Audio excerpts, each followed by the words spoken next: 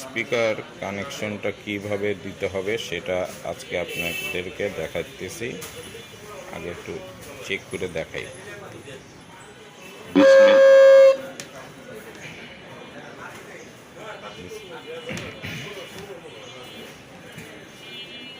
বিসমিল্লাহিররহমানিররহিম। Hello hello check hello hello hello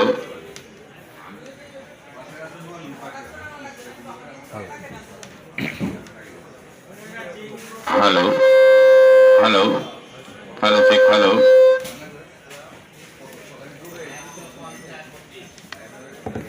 দেখেন একটু কানেকশনটা কিভাবে হবে একটু দেখার জন্য আগে মেশিংয়ের এই জায়গাটা একটু লক্ষ্য করেন। এইখানে কমন লেখা আছে, এই যে কমন মানে এই নেগেটিভ, এই নেগেটিভে একটা তার বসাবেন স্পিকারের। আর আবার এই যে স্পিকারের ছবি দেওয়া রাখছে 4 ohms, এই 4 ohmsের মধ্যে আর একটা তার বসাবেন। এই তারটা যত বড়ই হোক শেষ মাথাটা আছে, এই যে শেষ মাথাটা, এই তারের শেষ মাথা হলো এখানে। এই শেষ মাথায় এসে এই স্পিকারের এই কমন একটা কালো তার দিছি, আর এই 8 লেখা যেটা এইখানে একটা লাল তার দিছি। এই কালো তার এসে এই তারের শেষ মাথায় কালো তারের সাথে যোগ হয়েছে, আর লালটা এসে এই তারের নীল কালারের সাথে যোগ হয়েছে। এইভাবে একটা স্পিকার বসাইছি, আর একটা স্পিকার বসাইতে হলে ঠিক ওই স্পিকারে এরকম পেছনে তার লাগিয়ে নিয়ে আবার এইখানে এসে জয়েন করতে হবে, এই কালো তারের সাথে কালো, লালের সাথে লাল। এইভাবে আপনি দুইটা স্পিকার দুই সাইডে কানেকশন করতে পারবেন।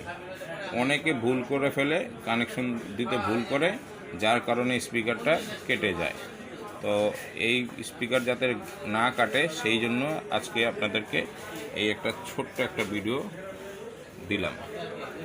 এই কানেকশনটা একটু লক্ষ্য করবেন।